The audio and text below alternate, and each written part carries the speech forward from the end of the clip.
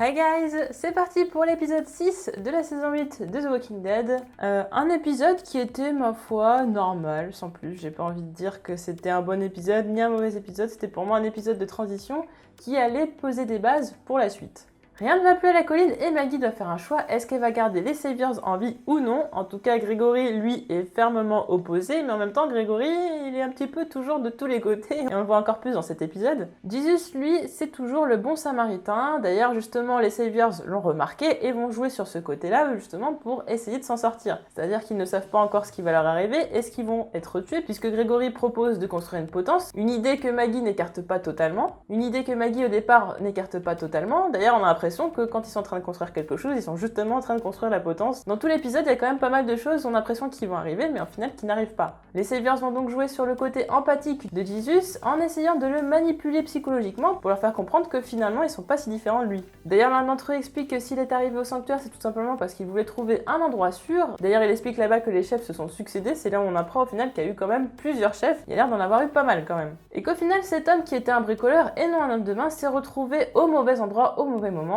et que donc il mérite pas de mourir. Jesus culpabilise de plus en plus, jusqu'au moment où il réalise que finalement Maggie n'a pas écouté Gregory et a enfermé les Saviors dans un enclos. D'ailleurs, Gregory qui a essayé de jouer un petit peu ses cartes avec Maggie, au final il allait vers les Saviors pour faire dégager Maggie, et au final maintenant qu'il a compris que les Saviors n'allaient pas l'aider, il a plus trop le choix que de s'allier avec Maggie, et de surcroît en plus, éjecter Jesus de sa place de conseiller de Maggie. Gregory qui fait comprendre à Maggie qu'il a l'expérience, qu'il peut la conseiller, parce qu'effectivement être chef ça n'est pas si facile, puisqu'on peut avoir à donner des décisions qui ne sont pas forcément populaires. Au final, j'étais quand même assez étonnée que Maggie enferme Gregory dans l'enclos, parce que pour le coup, pourquoi elle l'a pas fait avant? Pourquoi elle l'a pas justement emprisonné ou bâillonné ou autre, je ne sais pas, dès le début qu'il est rentré, j'ai trouvé ça assez étonnant. En fait, c'est le fait qu'il retourne sa veste une dernière fois, en fait, qui je pense qu'il a complètement saoulé. Mais pour le coup, même si Gregory s'en enfoiré, j'avoue que j'avais un petit peu mal au cœur pour lui, je trouvais que son traitement était assez rude, là, le jeter dans le poteau et tout, j'ai trouvé ça assez hardcore.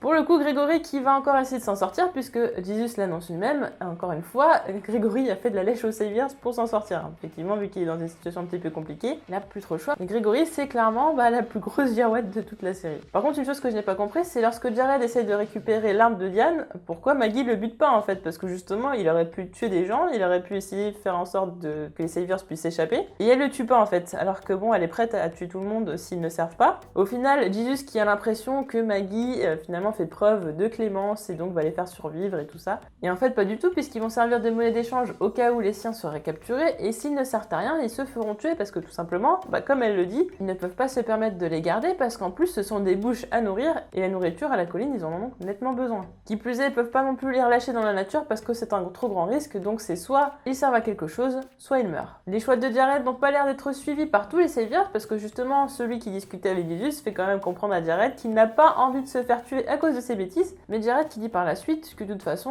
ils ne vont pas les tuer et que la colline de toute façon va devenir leur nouvelle maison. Alors est-ce que justement Jared aurait un plan? Est-ce que justement il va comploter avec Gregory qui apparemment leur fait de la lèche et qui en plus connaît la colline mieux que personne et donc ses failles? Est-ce que finalement Jared et les autres n'arrivaient pas à s'enfuir et peut-être faire un carnage? Aaron lui est arrivé à la colline, il est temps de faire son deuil, et d'ailleurs j'ai bien aimé la scène justement où ils discutent parce qu'on voit le parallèle entre ce qu'a vécu Maggie et Aaron, puisque Aaron passe par la même chose que ce qu'elle a vécu par rapport à Glenn. Maggie qui est enceinte et qui tient Gracie dans ses bras, je trouve que c'est quand même une belle image. En tout cas, Aaron va porter sa contribution au combat, il ne veut pas que la mort d'Eric ait été pour rien, et donc il va partir avec Enid. Au royaume non plus, rien ne va plus, effectivement, le royaume pleure ses morts, Carol observe, mais on a l'impression que c'est comme si c'était un petit peu un cœur de pierre, mais tout simplement parce que Carol a perdu tellement de personnes que, du coup, maintenant on va l'habituer, et pour elle, une fois le deuil accompli, il est temps de repartir au combat, et il va falloir de nouveaux soldats, puisque là, tous les soldats avec qui ils sont partis sont morts, donc là, il va falloir reformer de nouvelles personnes, ça va forcément prendre du temps, il va falloir trouver des personnes qui vont être volontaires, ça va être compliqué, si en plus Ezekiel n'inspire pas les personnes, ne les pousse pas à le faire, mais lorsque Carol rend visite à Ezekiel, effectivement, Ezekiel ne se sent plus ce rôle-là, ne veut plus avoir la responsabilité des vies sur ses épaules, c'est trop de responsabilité pour lui, et qui plus est, il est fatigué de son rôle de roi, d'ailleurs il le dit, c'est autoproclamé roi, c'est un rôle, il en a marre, il a envie d'être une personne réelle, d'ailleurs c'est la raison pour laquelle il dit qu'il allait voir Carole, puisque elle, c'est vrai qu'au début,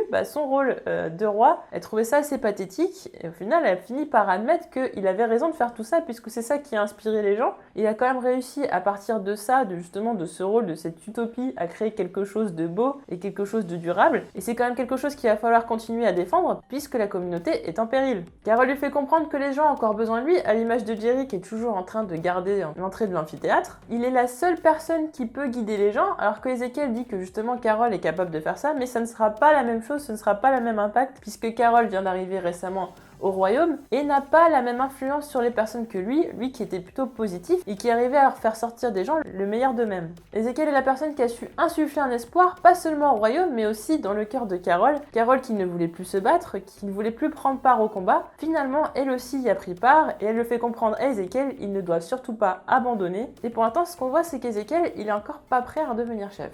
Henry, lui, malgré son jeune âge, est téméraire, tout comme son grand frère, et d'ailleurs, justement, la scène dans laquelle il est en train de suivre Carole, ça fait penser à une scène de la saison 7 où justement Ben faisait la même chose. D'ailleurs, Carole dit à Henry que de toute façon, le bâton, ça va pas lui servir à grand chose pour se défendre, et donc lui donne une arme, parce que bon, si au final Henry est quand même têtu et veut quand même se battre, faut quand même qu'il se batte avec quelque chose qui pourra le défendre correctement, et quelque part, ça nous donne un petit peu l'impression que Carole est en train de lui faire comprendre que c'est bien ce que Morgan lui a appris et autres, mais bon, c'est pas ce qui va faire en sorte qu'ils vont survivre. Du côté des GPK, se passe exactement ce que je m'imaginais qu'il allait se passer. Je sais pas si c'est français, mais en tout cas, vous m'avez compris. Donc effectivement, Rick est revenu voir Jadis pour faire un deal, un nouveau deal, leur dire que s'ils acceptent finalement de revenir à leur côté et donc de se battre contre Negan, ils pourront faire partie de tout le réseau de communauté, malgré le fait que Jadis lui ait tiré dessus, et en plus qu'ils aient quand même tué des personnes à Alexandria. Faut dire quand même que Rick est pas très rancunier. Et justement, j'ai l'impression que la question que tout le monde se posait par rapport au fait que Rick était blessé et qu'il arrivait quand même à recouvrir de ses blessures assez vite, on a l'impression que ça a été justifié dans le dialogue en disant ouais, mais au final ta balle elle m'a juste effleuré, donc c'est pour ça en fait que finalement j'ai pu repartir aussi vite au combat.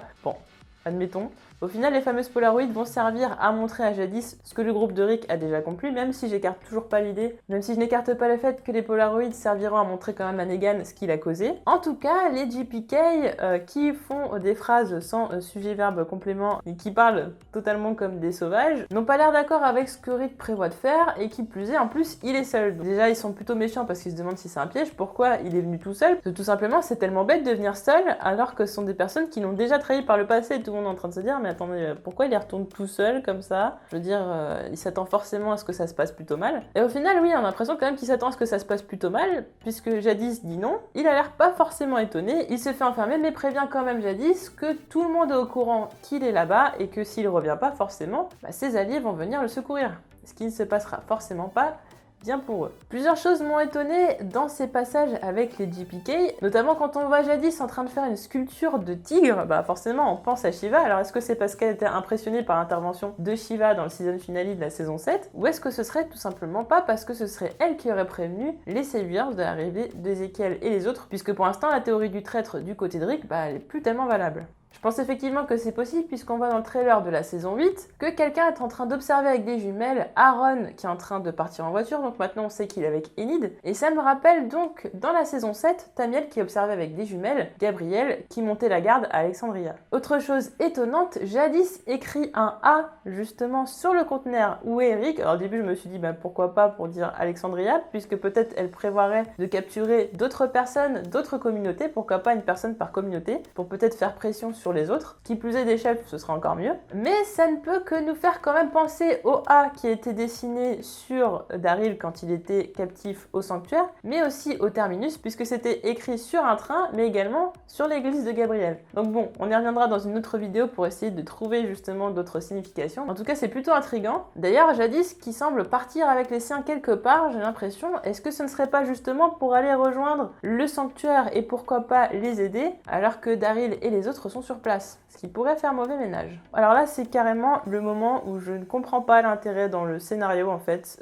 pourquoi Michonne et Rosita se disent tiens, tout d'un coup, on va aller voir ce qui se passe au sanctuaire. Donc effectivement, Michonne, on peut se dire que justement par rapport à ce qui s'est passé, le fait qu'elle ait été blessée et qu'elle soit totalement meurtrie de ce qui s'est passé, ait envie de se sentir en sécurité et peut-être se dit que finalement le plan ne marche pas tant que ça, que finalement le sanctuaire va arriver à s'en sortir plus vite que prévu. Donc elle veut quand même vérifier ça. Rosita part avec elle, deux personnes qui sont blessées, surtout pourquoi fois on les retrouve toutes les deux dans cet épisode, simplement parce que c'était celle qui était le moins présente, parce que justement elles étaient enceintes. Elles vont sur la route, elles vont trouver finalement un avant-poste avec la petite musique d'opéra. Je trouve assez sympa justement de mettre ce genre de musique, ça dénote totalement avec l'univers de The Walking Dead. Finalement il s'avère que c'est une cache d'armes, ça veut dire que les Saviors vont être dépossédés d'encore plus d'armes, ce qui va rendre les choses très compliquées pour eux, et surtout d'armes lourdes puisque se trouve un lance-roquette dans cet entrepôt. D'ailleurs, la scène avec Rosita qui explose le Savior, c'était totalement badass. Je m'y attendais, mais c'était vraiment assez rigolo. J'ai trouvé la scène très très sympa, qui donnait un petit côté badass comme ça.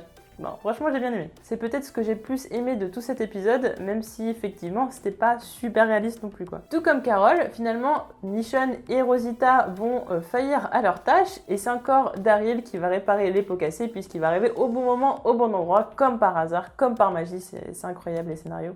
C'est dingue. Ce que j'ai bien aimé, c'est que les deux duos ne savent pas pourquoi ils se retrouvent à cet endroit tous ensemble, puisque Michonne et Rosita étaient quand même censés rester à Alexandria, Daryl et Tara étaient censés être aussi à Alexandria, et au final, ils sont un petit peu mystérieux, puisque Daryl et Tara ont quand même une discussion avant, et il s'agissait de tuer Dwight. Bon, on savait que ça allait revenir sur le tapis, c'est vrai, Daryl avait dit de toute façon, après tout ça, je tuerai Dwight, sauf que ça n'est pas terminé, donc on se dit, bon, une fois la guerre contre Negan terminée, effectivement, là reviendra donc peut-être une rivalité entre les deux, peut-être même que Cherry, pour moi, allait revenir et que ça allait être encore pire puisque Cherry avait l'air quand même de bien aimer Daryl, donc je me suis dit que c'est à ce moment-là qu'il se passerait quelque chose. Au final, non, Daryl, lui, il a envie d'aller à l'essentiel et il a envie que ça se termine vite. Une volonté que Tara partage puisqu'effectivement Dwight a quand même tué Denise, sa petite copine, donc forcément on peut comprendre qu'elle a envie de se venger, mais en tout cas, y aller à 4 pour le coup, alors que 2 en plus ne sont pas forcément au courant de leur plan à la base, c'est-à-dire que là pour le coup, est-ce que Michonne va être d'accord avec ça? Est-ce qu'elle va trahir Rick? C'est-à-dire que Daryl est en train de mener une action tout seul, qui ne respecte pas le plan de Rick, c'est-à-dire que là on a l'impression quand même que le leadership de Rick, il est plus tellement présent, qu'il y a plus tellement de personnes qui l'écoutent, parce que quand on regarde, Michonne et Rosita sont partis alors qu'elles devaient rester, Daryl et Tara pareil, Aaron veut faire quelque chose aussi avec Kenny, donc ça fait quand même beaucoup de personnes dans la nature, un petit peu comme dans la saison 7 où chacun faisait un petit peu sa vendetta personnelle. On revient un petit peu à ça, j'ai l'impression en fait dans cette saison 8 on revient toujours à la base, en fait c'est redondant par moment et c'est vraiment énervant justement, que ce soit dans les caractères des personnages qui viennent, non finalement on sauve la vie des gens, finalement on les tue, finalement, enfin voilà, il y a pas mal de choses où on revient, on refait un cercle comme ça et c'est vraiment chiant pour le coup. Donc là, Daryl qui finalement n'écoute pas Rick et donc qui redevient un peu le rebelle, un petit peu comme il était au début de la série, qui fait comme il en a envie, donc forcément Rick va lui en tenir rigueur, mais en plus si Michonne fait pareil, il va en tenir rigueur à Michonne, ce qui n'augure pas de très bonnes choses et risque de s'en vouloir. Donc je pense pas que Michonne va laisser faire les choses comme elles sont. Qui plus est, Rosita sait que la dernière tentative de vendetta a quand même coûté la vie à Sasha, donc est-ce qu'elle aussi va vouloir s'inclure là-dedans? Est-ce que justement elles vont réussir peut-être à raisonner Daryl et Tara? Bon, ça c'est une question, surtout que si les JPK y arrivent, ça peut assez vite mal tourner. Justement, ce que je pense, c'est que les choses ne vont pas se passer comme prévu. Effectivement, peut-être que les JPK vont venir aider le sanctuaire, et en tout cas, la fameuse guerre que Rick veut dans 2 jours, puisqu'il dit que dans 2 jours ils attaqueront le sanctuaire, n'aurait peut-être pas lieu. Finalement, il se ferait prendre un revers, et donc cette attaque, l'attaque qu'il avait prévue au sanctuaire, finalement, ce serait plutôt une attaque des Saviors Alexandria. Oui, puisqu'en fait, effectivement, en ne suivant pas le plan de Rick, ça l'aurait mis totalement en péril, et donc ce serait retourné contre eux. D'ailleurs, si Dwight apprend que Daryl et Tara veulent le tuer, alors que Rick, lui, veut le garder en vie parce que justement, il a été très très utile pour son plan, on peut se demander quelle va être la réaction de Dwight, et est-ce que justement, il va arrêter de travailler avec Rick, se sentant justement menacé, et en se disant que finalement, si la guerre est finie, il risque de se faire buter par les alliés de Rick. Nous avons enfin la confirmation du nom de la personne à qui Carl rend visite, donc c'est bien Siddiq qui existe dans les comics, mais c'est assez étonnant puisque Siddiq dans les comics vient d'Oceanside. Néanmoins, comme j'ai dit précédemment, c'est pas parce que les hommes d'Oceanside ont été tués que certains n'ont pas réussi à s'échapper, et pourquoi pas Siddiq effectivement faisait partie de cette communauté et a réussi à s'échapper au bon moment. Carl est pris d'empathie pour cette personne qui vraiment galère totalement dans la nature, c'est compliqué d'être tout seul, d'en plus de trouver à manger, de trouver de l'eau potable, de survivre aux rôdeurs. Finalement, Carl a envie de le récupérer. L'impression que Carl il le prend un petit peu comme un petit chiot et a envie de le ramener à la maison, sauf que c'est très bien que le père va pas être d'accord, très clairement. En tout cas, il a envie de faire une bonne action, il trouve que c'est quelqu'un de bien. D'ailleurs, il lui pose des questions qui sont essentielles justement à l'intégration des personnes en général pour le groupe d'Alexandria, c'est-à-dire combien de rôdeurs il a tué, est-ce qu'il a tué des personnes vivantes, parce que c'est quand même ce qui est quand même le plus important. En tout cas, Siddiq est quand même très précis sur le nombre de rôdeurs qu'il a tué, 237, ce qui est quand même énorme, ce qui veut dire quand même qu'il a toujours vécu dehors comme ça. En tout cas, c'est un très gros survivant, ça c'est clair. Siddiq, c'est un personnage intéressant parce que malgré ce qui s'est passé, malgré l'apocalypse, il croit toujours en Dieu et il a toujours conservé ses valeurs. Là où d'autres personnes, justement, après l'apocalypse, ont totalement vrillé, lui, il a toujours été fidèle à lui-même et aux valeurs qui lui ont été inculquées par sa famille. Et d'ailleurs, comme l'a dit sa mère, justement, s'ils tuent les rôdeurs, c'est pour libérer leurs âmes. D'ailleurs, on se demande justement, est-ce que les autres font ça à chaque fois, justement, pour éliminer des rôdeurs et avoir des menaces en moins, ou justement pour que ces personnes reposent en paix? Je pense qu'il y a quand même un petit peu des deux, et ce que fait Siddiq, c'est quand même quelque chose que font les autres personnages de façon inconsciente. Siddiq qui a l'air d'être une bonne personne, qui d'ailleurs ne veut pas causer de tort à Carl, et d'ailleurs s'en veut justement que Carl ait pris autant de risques pour lui. Carl qui nous donne d'ailleurs l'impression qu'il a été mordu pendant un moment, parce qu'on voit se le relever un petit peu bizarre, il a un petit moment d'absence, on est en train de se dire est-ce qu'il a été mordu ou pas. Honnêtement, je pense pas, parce que s'il devait lui arriver quelque chose, je pense pas que ce serait une simple morsure, ce serait un petit peu simple quand même, et qui plus est, c'est un petit peu tôt dans la saison pour qu'il lui arrive quelque chose, je trouve. Carl qui, comme beaucoup de personnages, a un développement en temps de scie, c'est-à-dire à un moment donné, il est gentil, après un peu moins, etc. Et là, fait quand même preuve de beaucoup plus de gentillesse qu'il l'avait fait justement pour, souvenez-vous, le jeune homme qui était devant la prison, qu'il avait tué froidement, ce qui avait beaucoup étonné Herschel, qui par la suite avait été voir Rick en lui disant que son fils était totalement en train de briller et qu'il valait mieux le surveiller. Donc Carl qui revient sur le bon chemin, donc qui est gentil, qui est quand même très empathique, qui en plus a envie de s'affirmer par rapport à son père puisqu'il veut lui ramener quelqu'un malgré le fait que son père ne soit pas d'accord. Donc oui, effectivement, il lui dit oui, parfois il faut montrer le chemin à ses parents. Là, vraiment, il veut montrer quand même qu'il sait faire des choix, que c'est un adulte et surtout qu'il va les assumer puisqu'il dit en plus qu'il est responsable de Siddiq. C'est comme dire en fait qu'il en est garant. Là où on peut s'inquiéter, c'est le fait que effectivement Carl redevient gentil, Carl prend un petit peu plus de responsabilités et on sait qu'à chaque fois qu'on a un petit focus sur un personnage justement qui devient peut-être plus gentil et qui en plus a des projets derrière, souvent il fait pas long feu. Donc bon, est-ce que ça nous montre pas justement quelque chose de mauvais augure pour Carl?